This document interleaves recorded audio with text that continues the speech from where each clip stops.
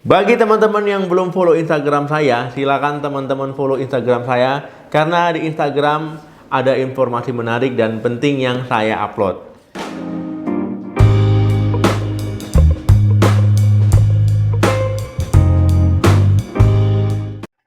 Halo, assalamualaikum warahmatullahi wabarakatuh. Balik lagi channel saya. Semoga teman-teman semua selalu dalam keadaan sehat. Amin. Teman-teman, kalau kita ngomongin alergi, ya sebenarnya alergi itu merupakan salah satu pertahanan tubuh kita terhadap zat asing ya ataupun benda asing. Nah, tetapi yang jadi masalah kalau seandainya timbul reaksi alergi, nah tubuh kita, imun kita meresponnya itu terlalu berlebihan. Nah, jadi sebenarnya zat tersebut tidak terlalu berbahaya, nah tapi direspon dengan cara yang berlebihan.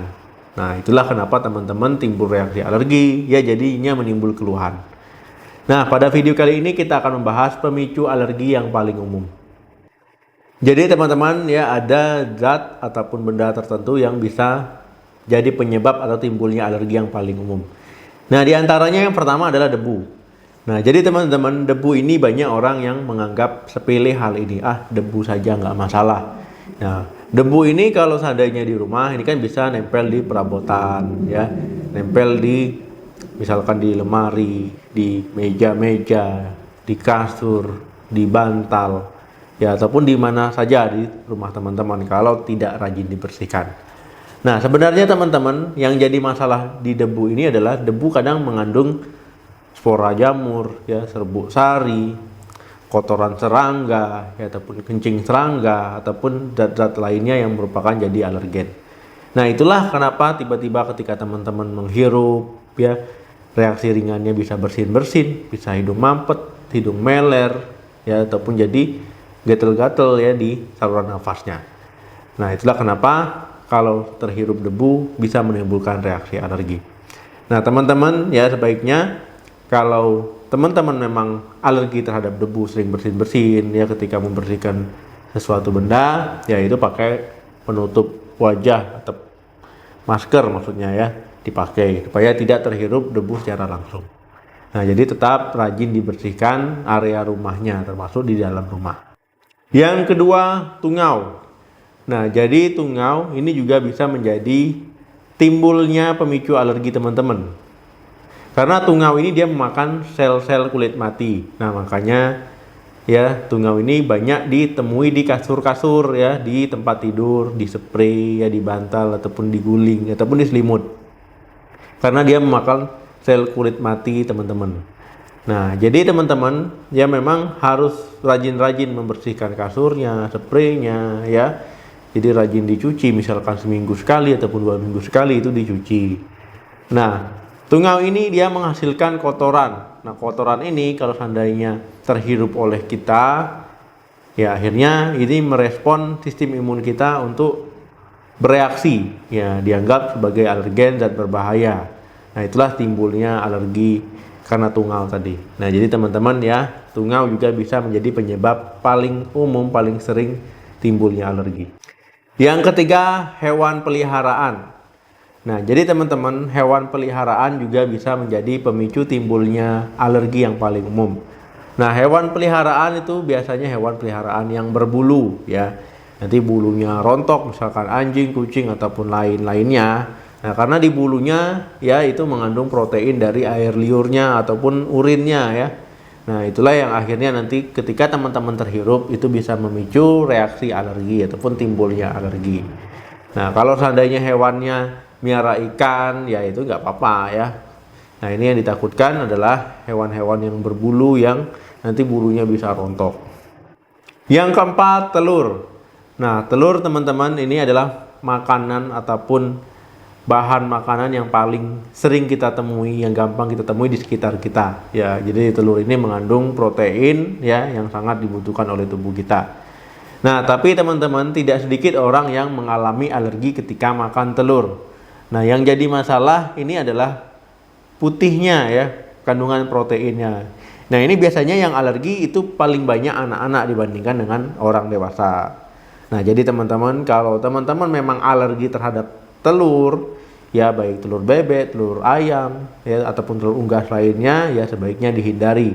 Ya walaupun teman-teman memisahkan antara putih dan kuningnya, ya nanti takutnya tetap masih alergi ya, sebaiknya dihindari saja kalau memang alergi telur. Yang kelima, lumut dan jamur. Nah, misalkan di tempat teman-teman ya, itu di gudang ataupun di sudut-sudut rumah ataupun di tempat yang sering mengalami kebocoran ataupun di tempat-tempat lembab ya, kamar mandi, karena lumut dan jamur biasanya tumbuh di situ. Nah, kalau seandainya lumut dan jamur berkembang biak, ya itu biasanya dia melepaskan spora. Nah, inilah kalau seandainya terhirup ya, ini bisa menjadi pemicu timbulnya reaksi alergi. Nah, jadi teman-teman ya yang rumahnya ada kebocoran ya sebaiknya dibenerin ya, ataupun tempat-tempat yang lembab itu rajin-rajin disikat. Yang keenam, susu sapi. Nah, teman-teman ya banyak juga orang yang alergi terhadap susu sapi.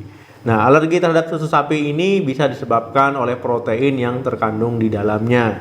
Nah, tubuh itu salah mengenalinya, dianggap sesuatu yang berbahaya sehingga memicu timbulnya reaksi alergi.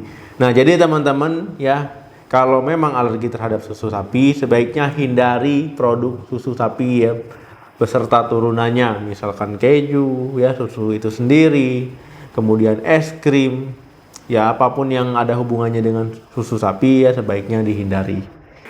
Yang ketujuh, stres. Nah, teman-teman jangan menganggap remeh masalah stres ya, cuma stres saja nggak ada hubungannya dengan alergi, itu ada ya. Jadi kalau seandainya teman-teman stres ya, itu hormonal tubuh terganggu, tubuh itu nggak bekerja secara baik. Nah, itu akan cenderung lebih sensitif ya untuk timbulnya reaksi alergi. Ataupun teman-teman yang sedang mengalami reaksi alergi, kalau sedang stres juga bisa bertambah parah ya. Nah, jadi sebaiknya jangan meremehkan tentang stres ini. Kalau stres, lakukanlah kegiatan-kegiatan yang menyenangkan, yang bermanfaat dan juga positif. Yang kedelapan, kacang-kacangan.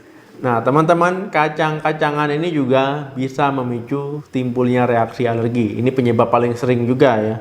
Nah, jadi kacang-kacangan ini kalau teman-teman makan, kalau memang punya alergi, itu tubuh salah mengenali ya. Mengenali dianggap zat yang ada di kacang, kandungan dalam kacang, nutrisinya dianggap sebagai berbahaya.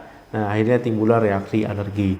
Nah, misalkan yang paling sering kacang tanah, kacang kedelai, kacang almond, ataupun jenis kacang-kacang lainnya, sebaiknya kalau memang ada alergi teman-teman hindari. Dok, saya cuma alergi kacang tanah, ya takutnya ketika mengkonsumsi kacang lainnya ya itu ikut timbul juga. Nah, jadi memang harus hati-hati dan selalu waspada. Yang kesembilan, makanan laut ataupun seafood. Nah, jadi teman-teman, seafood ini juga menjadi penyebab yang paling umum timbulnya reaksi alergi. Nah, seafood itu banyak ya, misalkan kepiting, udang, ya cumi-cumi, ataupun ikan laut itu sendiri. Nah, kalau memang teman-teman memiliki alergi seafood, ya sebaiknya ya tahan-tahan selera ya untuk tidak mengkonsumsinya. Takutnya ketika dikonsumsi timbul reaksi alergi yang parah ataupun yang berat. Karena ketika timbul reaksi, kita tidak bisa memprediksi akankah timbul reaksi ringan ataukah berat. Nah, jadi sebaiknya dihindari. Nah, teman-teman misalkan beranggapan gini, dok saya nggak pernah alergi, tapi 1 tahun ini ataupun 1 bulan ini saya makan udang kok langsung bentol-bentol. Nah, itu ya bisa saja teman-teman alergi itu baru-baru ini ya. Jadi alergi itu bukan berarti harus dari kecil, bukan berarti harus dari bayi. Nah, jadi alergi itu bisa juga timbul itu saat teman-teman sudah dewasa. Yang ke-10, obat-obatan.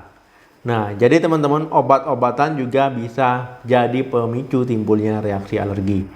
Nah, jadi teman-teman jangan salah sangka ya, kalau obat itu aman-aman saja. Jadi ada beberapa orang yang memang ketika mengkonsumsi obat timbul reaksi alergi. Nah, obat-obatannya misalkan paling sering itu antibiotik ataupun anti nyeri.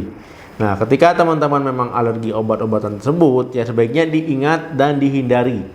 Ataupun kalau teman-teman berkonsultasi ke dokter, misalkan sakit lain lagi keesokannya ataupun beberapa bulan kemudian, diingatkan, dok saya alergi antibiotik jenis ini, dok saya alergi anti nyeri jenis ini. Jadi diingatkan, jadi jangan sampai dokternya nanti memberikan obat yang ternyata teman-teman alergi. Nah, jadi dokternya harus diingatkan juga. Nah, itu tadi teman-teman ya pemicu penyebab timbulnya reaksi alergi yang paling sering. Semoga bermanfaat ya, semoga teman-teman selalu sehat dan yang sakit segera diberikan kesembuhan. Jangan lupa like, share, dan komen video ini. Untuk teman-teman yang memiliki alergi, biasanya teman-teman alerginya karena apa dan bagaimana cara teman-teman mengatasinya, silahkan tulis di kolom komentar. Sampai ketemu lagi di video saya selanjutnya. Salam sehat, sampai jumpa.